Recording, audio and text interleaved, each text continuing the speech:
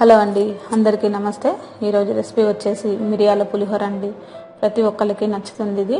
ఎందుకంటే మిరియాలు చాలా హెల్త్కి చాలా మంచిది, పిల్లలకు కూడా చాలా మంచిది, పెద్దవాళ్ళకు కూడా జలుబు కఫం అలాంటివి ఉంటే కూడా మనకి తొందరగా ఈ మిరియాల ద్వారా కూడా మనకి నయం అవుతుంది. కాబట్టి ఈ రైస్ మీకు ఉపయోగపడుతుందని ఈ వీడియో చేస్తున్నాను. ఓకేనా ఫ్రెండ్స్, ముందుగా మీరు మందపాటి కళాయి పొయ్యి మీద పెట్టుకొని ఒక 2 స్పూన్ల పల్లీల్ని ముందుగా వేయించుకోండి. పోపుల కంటే ముందుగా మనం ఇలా వేయించుకొని పక్కన తీసి పెట్టుకుంటే టేస్ట్ వేరేగా ఉంటుందండి. మీరు ఒక ప్లేట్లోకి వేగిన తర్వాత సపరేట్ తీసి లైట్గా పొట్టు తీసేసి పక్కన పెట్టేసుకోండి. ఇప్పుడు మీరు ఒక 2 స్పూన్లు ఆయిల్ వేసుకోండి కళాయిలో. 1 కప్పు రైస్కి నేను తీసుకున్న ఆయిల్ అండి, 2 స్పూన్ల ఆయిల్, అలాగే 1/2 స్పూను జీలకర్ర, 1/2 స్పూను మినపప్పు, 1/2 స్పూను శనగపప్పు పోపులో వేసేసుకోండి. ఇవి కూడా దూరగా ఫ్రై అవ్వనివ్వండి. ఒక 4-5 ఎండుమిర్చి వేసుకోండి. ఇలా వేసిన తర్వాత దీంట్లోనే మీరు కొంచెం జీడిపప్పులను కూడా ఒక 2-3 స్పూన్లు వేసుకోండి. తినేటప్పుడు చాలా బాగుంటాయి మిరియాల రైస్లోకి జీడిపప్పులు. ఈ జీడిపప్పులు దూరగా వేగాలండి, మాడకుండా మీడియం ఫ్లేమ్లో ఈ రైస్ని రెడీ చేసుకోండి. అలాగే పచ్చిమిర్చి కూడా ఒక 2-3 కట్ చేసుకొని వేసుకోండి. ఎందుకంటే మనకి అన్ని ఘాటు ఎక్కువ కదా అని అనుకోకండి, చింతపండు పులుపు వేస్తాం కాబట్టి మనకి ఇవన్నీ కూడా కరెక్ట్గా సరిపోతాయి. ఇలా కొంచెం వేగిన తర్వాత దీంట్లో సరిపడే ఉప్పు కూడా వేసేసుకోండి. పచ్చిమిర్చికి ఉప్పు అంతా పడుతుంది, తినేటప్పుడు కూడా బాగుంటాయి. ఓకేనా అండి. ఇలా కొంచెం వేగిన తర్వాత దీంట్లో మీరు చింతపండు రసాన్ని వేసేసుకోండి. 1 కప్పు రైస్కి చిన్న నిమ్మకాయ సైజ్ అంత చింతపండు నానబెట్టుకుని పిప్పిని తీసేసి ఓన్లీ చింతపండు రసం మాత్రమే దీంట్లో వేసుకోండి. అలాగే ఈ చింతపండు అంతా కూడా చిక్కబడే వరకు మీరు ఉడికించుకోవాలి. అలాగే పసుపు కూడా 1/2 స్పూన్ వేసుకోండి దీంట్లోనే.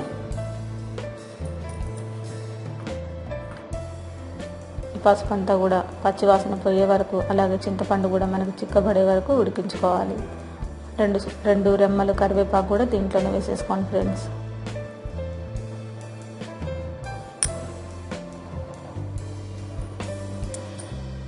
ఇప్పుడు మనం మీడియం ఫ్లేమ్లో ఒక 2-3 నిమిషాలు ఉడికించుకుంటే సరిపోతుంది. మీరు స్టవ్ దగ్గరే ఉండి ఈ చింతపండు రసాన్ని ఉడికించుకోండి, లేదంటే మాడిపోతుంది.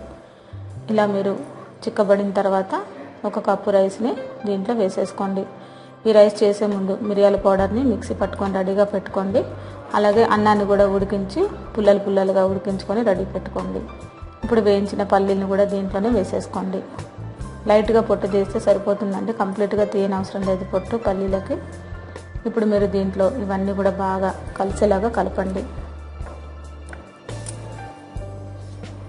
ఇలా కలిపిన తర్వాత మీరు చివర్లో మిరియాల పౌడర్ని వేసేసుకోవాలి, అంతే. మిరియాల పౌడరు 1.5 స్పూన్ తీసుకున్నానండి.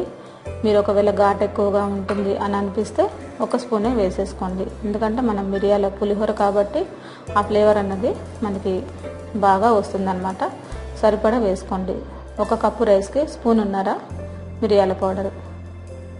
కొంచెం ఘాటు తినే వాళ్ళకి సరిపోతుంది, తినలేని వాళ్ళు కొంచెం తక్కువగా వేసేసుకోండి. పచ్చిమిర్చి అయినా, ఎండుమిర్చి అయినా, మిరియాల పౌడర్ అయినా, ఈ మూడింటిని కొంచెం తక్కువగా వేసుకోండి. ఓకేనా ఫ్రెండ్స్, ఇప్పుడు మనకి ఇది రెడీ అయిపోయింది. ఇంకా ఏమీ వేయనవసరం లేదు. పిల్లలకు కూడా అప్పుడప్పుడు స్కూల్కి లంచ్ బాక్సులోకి, మనకి జాబ్ చేసే వాళ్ళకి లంచ్ బాక్సులో కూడా చాలా బాగుంటుంది. ఒకసారి మీరు ట్రై చేసి చూడండి, ఎంత రుచిగా ఉంటుందో మీకే తెలుస్తుంది. ఎందుకంటే ఈ రైసు రెడీగా పెట్టుకొని, అలాగే మిరియాల పౌడర్ కూడా డబ్బా నిండా మనం రెడీగా పెట్టుకుంటే అప్పుడప్పుడు ఈ రైస్ని మనం చేయడానికి ఈజీ అవుతుంది. ఈ కరోనా టైంలో కూడా మిరియాలు తింటే కూడా చాలా మంచిదండి. ఓకేనా ఫ్రెండ్స్, మీ అందరికీ నా వీడియో నచ్చినట్లయితే లైక్ చేయండి, షేర్ చేయండి, సబ్స్క్రైబ్ చేయండి. అందరికీ థ్యాంక్ యూ అండి.